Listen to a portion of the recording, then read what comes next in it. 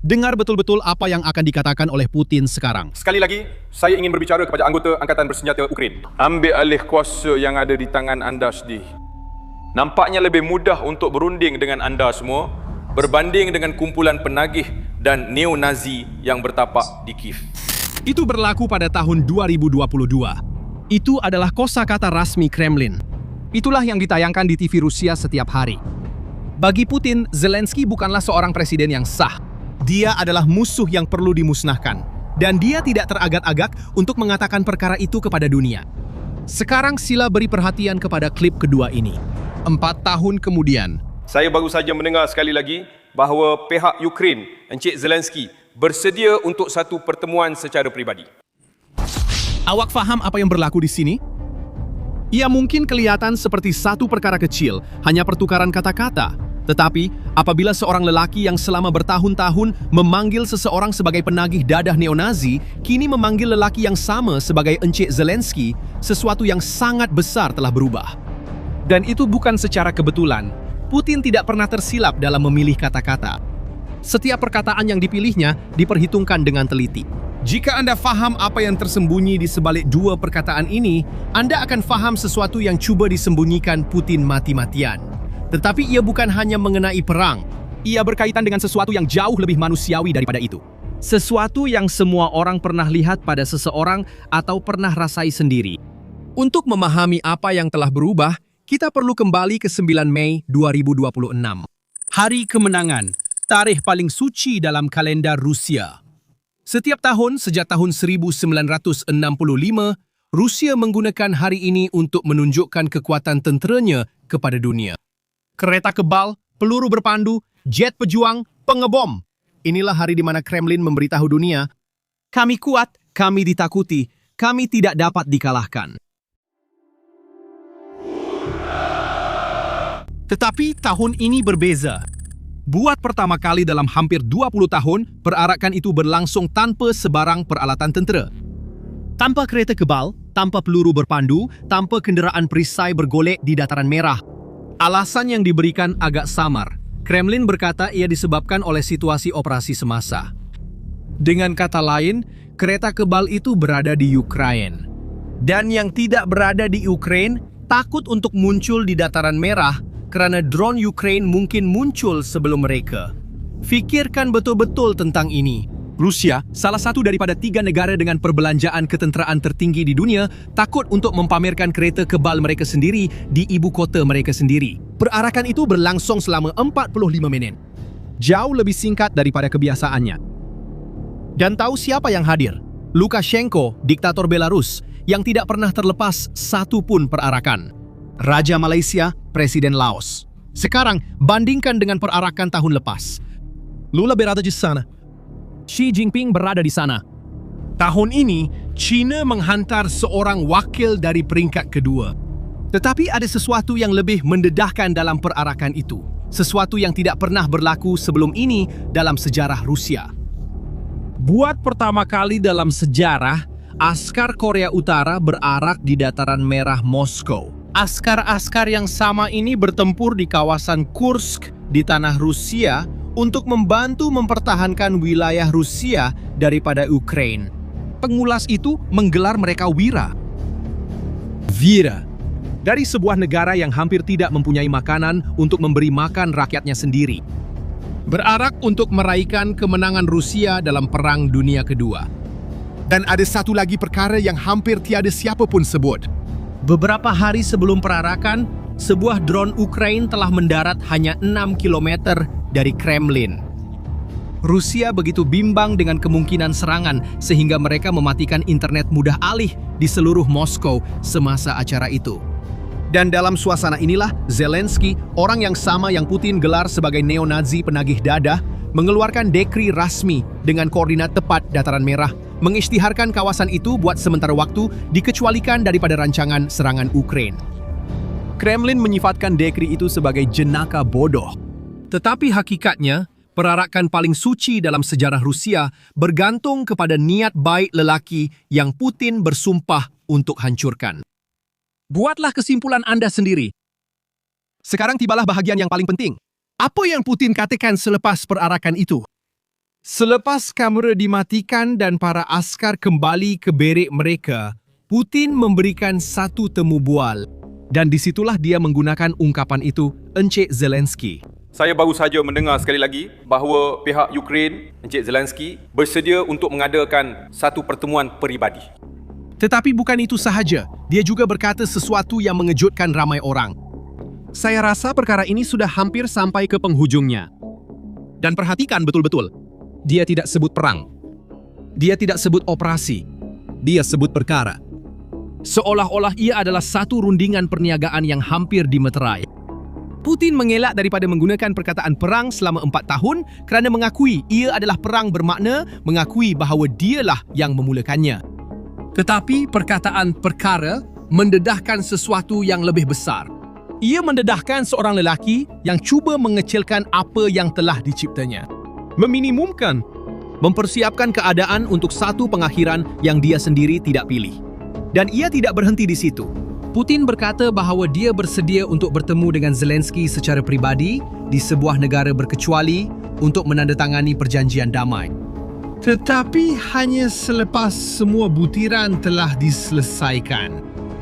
Beliau mengakhiri dengan berkata, itu sepatutnya menjadi langkah terakhir, bukan permulaan rundingan. Nampak tegas, nampak yakin, tapi fikirkan apa maksud sebenar di sebaliknya. Putin sedang berkata dia mahukan satu perjanjian. Dia sedang membuka pintu. Dia sendiri menyebut perkataan damai. Putin yang sama yang pada tahun 2022 berkata bahawa Ukraine akan lenyap sebagai sebuah negara. Fikirkan betul-betul tentang perubahan ini. Dalam masa 4 tahun, lelaki itu berubah daripada saya akan hapuskan negara ini dari peta kepada saya ingin berjumpa dengan Encik Zelensky. Jadi, soalan yang tinggal ialah, kenapa sekarang? Apa yang telah berlaku sehingga dia tidak boleh lagi mengabaikannya? Dan jawapannya sebenarnya tidak terdapat dalam ucapan-ucapan. Ia ada pada angka-angka. Dalam 28 hari yang lalu, Rusia telah kehilangan lebih daripada 116 km persegi wilayah yang telah diambil dari Ukraine. Untuk memberi gambaran tentang saiznya, ia seperti kehilangan sebuah bandar keseluruhan dalam masa kurang dari sebulan. Ukraine sedang mara di selatan. Serangan besar-besaran di Donetsk yang Putin janji akan menjadi pukulan penentu kini terhenti sepenuhnya. Dan April membawa sesuatu yang tidak pernah berlaku di Rusia sejak 2024. Buat pertama kali dalam beberapa bulan, Rusia kehilangan lebih banyak tanah daripada yang mereka tawan. Hakikatnya, peta sedang berubah, cuma ia berubah ke arah yang salah bagi Putin. Untuk Anda faham apa maksudnya, Anda tahu apakah pertempuran paling berdarah dan berlarutan dalam sejarah modern? Pertempuran Somme pada tahun 1916. Askar-askar mati demi beberapa meter tanah dalam Perang Dunia Pertama. Penyelidik bebas di Washington mengira bahawa kemarahan Rusia di Ukraine lebih perlahan daripada kemarahan tentera bersekutu di Somme. Pada tahun 1916, dengan parit dan peluru, itu bukan sekadar pendapat, itu adalah angka-angka dari medan perang. Tapi ada satu lagi sisi dalam cerita ini yang hampir tiada siapapun fikirkan.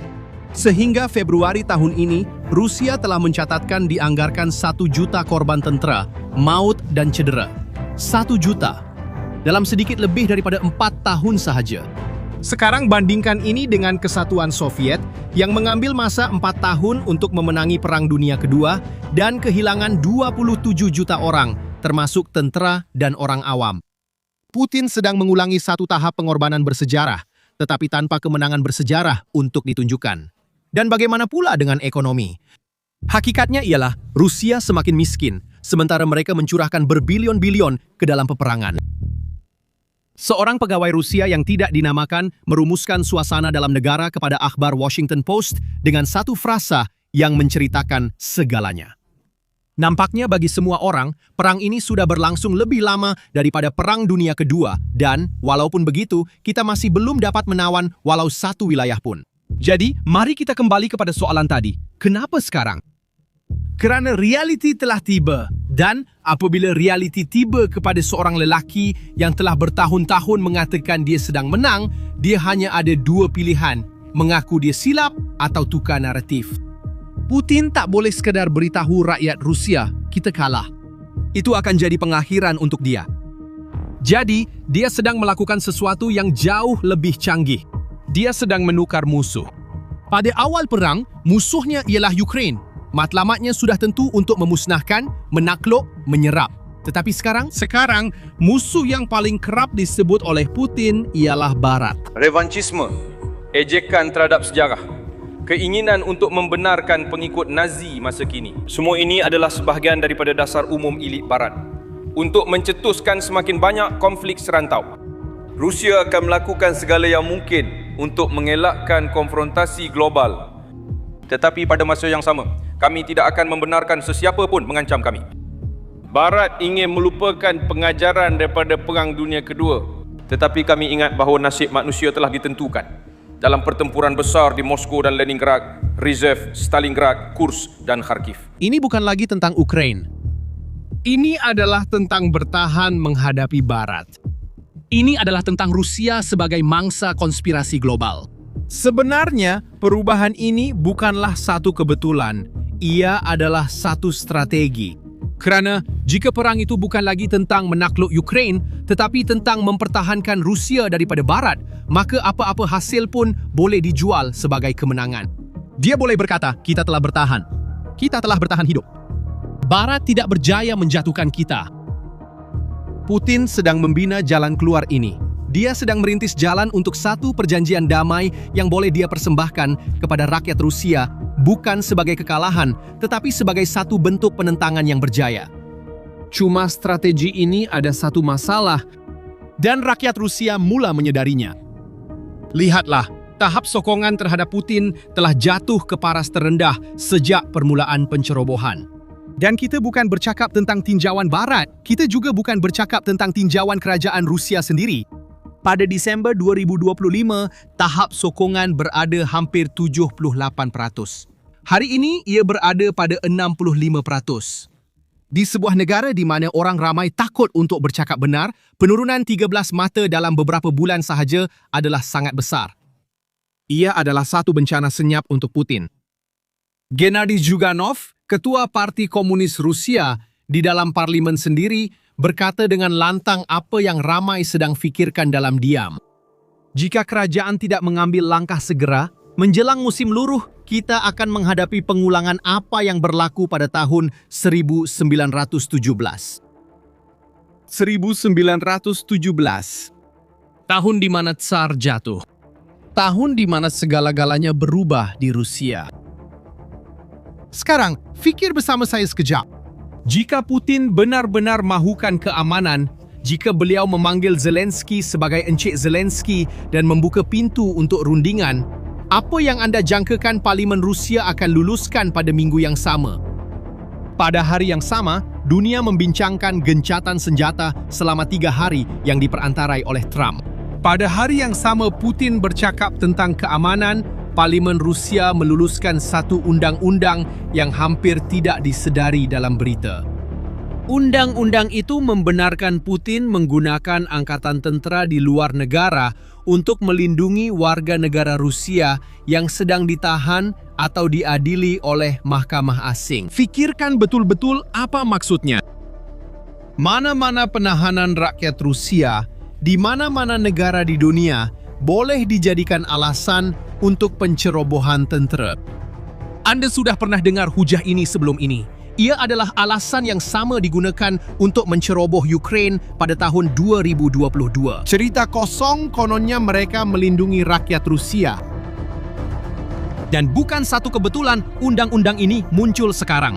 Ia muncul sebagai tindak balas langsung kepada mahkamah antarabangsa yang sedang dibentuk oleh 26 negara Eropah untuk mengadili Putin atas jenayah perang. Jenis mahkamah yang sama yang mengadili pemimpin Nazi selepas Perang Dunia Kedua. Putin di satu pihak bercakap tentang keamanan dan di pihak lain mempersiapkan diri dari segi undang-undang untuk pencerobohan pada masa depan. Dan jika Anda masih ragu tentang tangan mana yang sebenarnya, 3 hari selepas gencatan senjata, Rusia melancarkan lebih daripada 800 drone dalam satu hari terhadap bandar-bandar Ukraine. Serangan terbesar sejak permulaan perang. Kanak-kanak telah terkorban. Hospital-hospital telah diserang. Perkara yang hampir berakhir itu telah membunuh lebih ramai orang dalam satu petang berbanding beberapa minggu pertempuran. Dan disinilah kita sampai kepada apa yang saya sebutkan di awal tadi. Sesuatu yang lebih manusiawi di sebalik semua ini. Lihatlah, kisah Putin bukan sekedar tentang kekalahan dalam perang. Ia tentang sesuatu yang semua orang pernah lihat pada suatu ketika. Pada seorang ketua, ahli keluarga, atau pemimpin politik. Ini adalah kisah tentang seorang lelaki berkuasa yang tidak dapat mengakui bahawa dia telah melakukan kesilapan. Yang mempertaruhkan segalanya pada satu keputusan, melihat ia gagal dan, daripada berundur, dia terus menggandakan pertaruhannya. Lebih ramai askar, lebih banyak drone, lebih banyak propaganda. Kerana mengakui kesilapan bermakna kehilangan segalanya. Kuasa, image, mungkin juga kebebasan dirinya sendiri. Dan lelaki seperti itu tidak akan berhenti. Mereka mengubah haluan, mereka menukar musuh. Dan mereka mulakan semuanya semula. Perubahan dalam cara dia melayan Zelensky bukanlah kerana diplomasi. Sebenarnya, ini adalah pengakuan paling jelas yang pernah dibuat oleh Putin. Tanpa pernah menggunakan kata-kata yang betul. Dia adalah seorang lelaki yang terperangkap. Cuba bermati-matian mengawal naratif tentang pengakhiran sebelum pengakhiran itu tiba dengan sendirinya. Sekarang, saya ingin tahu pendapat Anda. Adakah Anda percaya bahawa perang ini akan berakhir pada tahun 2026? Beritahu saya apa yang Anda fikirkan di ruangan komen. Jika video ini masuk akal bagi Anda dan membantu Anda melihat perang ini dari sudut yang berbeza, kongsikan dengan seseorang yang mengikuti konflik ini. Dan jika Anda masih belum melanggan saluran ini, inilah masanya, kan? Kerana kisah ini masih jauh dari tamat dan kita akan terus mengikuti setiap perinciannya. Jumpa lagi di video seterusnya.